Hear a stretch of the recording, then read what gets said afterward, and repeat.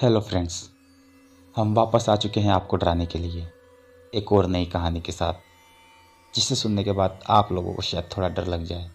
तो दोस्तों, कहानी को ध्यान से सुनते रहिए और उसके साथ साथ हमारे इस चैनल को सब्सक्राइब भी कीजिए और हमें भी आगे बढ़ने का मौका दीजिए। तो दोस्तों, कहानी को शुरू करते हैं अब। एक बार की बात है, एक लड़की थी जिसका नाम सरिका था। सरिका 15 साल की लड़की है जो छुट्टियों में अपने गांव दादा दादी के घर घूमने जाती है। सरिका जब अपने दादी के घर पहुंचती है तो उसके दादा दादी अपने पोती से मिलकर बहुत खुश हो जाते हैं। पर यह बात किसी को भी नहीं पता थी कि जल्द ही इनकी खुशियों पर अब ग्रहण लगने वाला है। सरिका का कुछ दिन तो उसके गांव में बहुत अच्छे से बीता। फिर एक दिन सरिका अपनी सहेलियों के साथ गांव के बगीचे में खेलने जाती है। सरिका खेलते खेलते आम के पेड़ को देखती है। उसके बाद वह अपनी सहेलियों से कहती है कि चलो ना आम तोड़ते हैं। सरिका ढेले से आम तोड़ने की कोशिश करती है और उसका ढेला आम के पेड़ पर लग भी जाता है, जिससे वह आम टूटकर गिर जाता है। पर आम गिरते हुए थोड़ी दूर मिट्टी में दबे एक पोटली के पास चला जाता है। सरिका जब आम लेने वहां पहुंचती है तो उसे पोटली का थोड़ा सा हिस्सा दिखाई देता है। वह सोचती है कि ये क्या है। ये सोचकर वह पोटली बाहर निकाल लेती है। उस पोटली को खोलकर देखती है तो उसमें कंगन मिलते हैं जो कि बहुत पुराने होते हैं। सरिका का तो पता भी नहीं था कि ये कंगन उसकी ज़िंदगी का सबसे भयानक हिस्सा बनने वाला है। वह कंगन उसे अपनी ओर आकर्षित कर लेता है, जिसकी वजह से सरिका उन कंगनों को लेकर अपने घर चली जाती है। घर आकर वह सारी बातें अपनी दादी को बताती है और वो कंगन भी दिखाती है। फिर दादी ने जो कहा वह सुनकर सरिका डर के मारे कांपने लग जाती है। दादी कहती है कि वह पोटली कोई आम पोटली नहीं थी, वह एक चुड़ैल की पोटली थी। तुमने ये कंगन उस पोटली से निकालकर उस चुड़ैल को और गुस्सा दिला दिया है। वह तुम्हारे पास जरूर आएगी। सरिका डरते हुए बोलती है कि मैं समझी नहीं दादी, वो क्यों और कैसे आएगी। दादी ने बोला, ऐसी ही पोटली में भटकती हुई आत्माओं को कैद करके ज़मीन में गाड़ा जाता है और तुमने उस पोटली को ज़मीन से निकाला है और उसका कंगन भी तुम लेकर आई हो।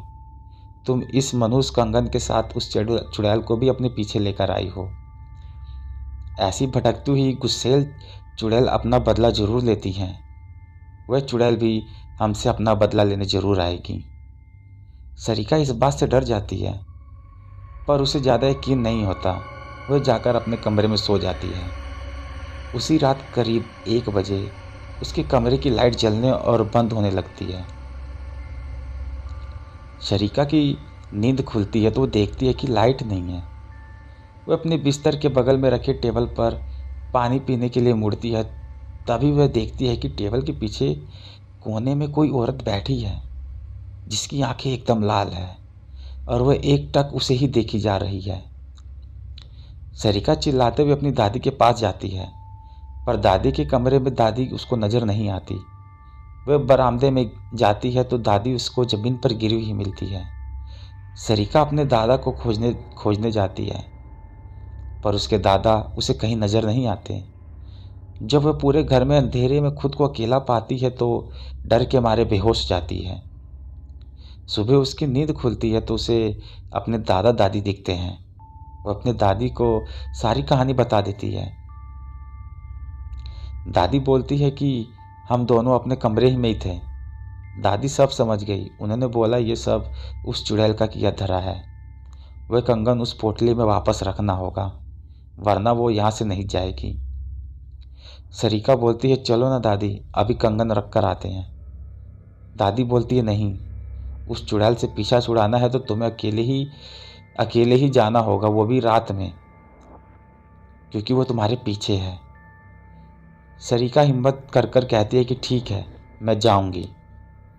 दादी ने बोला, ये सब वह चुड़ैल इतनी आसानी से नहीं होने देगी। इसीलिए दादी ने उसे रात में जाने से पहले एक मंत्र से युक्त ताबीज उसके हाथ में बांध देती है। अब सरिका रात होने के बाद अकेले बगीचे की तरफ निकल जाती है। थोड़ी देर बाद उसे किसी की रोने की आवाज़ सुनाई देती है, पर दादी ने कहा था कि वह चुड़ैल तुम्हें अपनी तरफ आकर्षित जरूर करेगी। तुम उसकी तरफ ध्यान मत देना, वरना वो तुझे अपने कब्जे में कर लेगी। एक बार उसने तुम पर अपना कब्जा कर लिया तो फिर कोई भी तुम्हें नहीं बचा पाएगा। वो तुम्हें मार भी सकती है। सरिका इस बात का ध्यान रखते हुए एयरफोन लगा लेती है और गाने सुनते सुनते चलने लगती है। तभी कुछ दूर जाने पर उसका मोबाइल काम करना बंद हो जाता है। फिर वे चलती रहती है और उस पोटली के पास पहुंच जाती है। तभी उसे महसूस होता है कि कोई पीछे खड़ा है, पर दादी ने कहा था कि उसकी तरफ मत देखना, और डर की वजह से वह पसीने से लथपथ हो जाती है। फिर वह हिम्मत करके उस पोटली को खोलकर उसमें कंगन रखती है और ज़मीन में गाड़ देती है और आंख बंद कर कर बहुत तेज़ी से वहाँ से भागती है और भागते भागते सीधे अपने घर पर आकर रुकती है। चुड़ैल से तो उसका पीछा छूट जाता है, पर वो इतनी डर जाती है कि दूसरे ही दिन वापस शहर अपनी मम्मी के पास चली जाती है। सरिका की ज़िंदगी की वो खौफनाक हिस्सा जिसे वह आज भी सोच कर डर जाती है। तो दोस्तों, कहानी आपको कैसी लगी प्लीज़ मुझे कमेंट कर बताना। वीडियो देखने के लिए थैंक्स।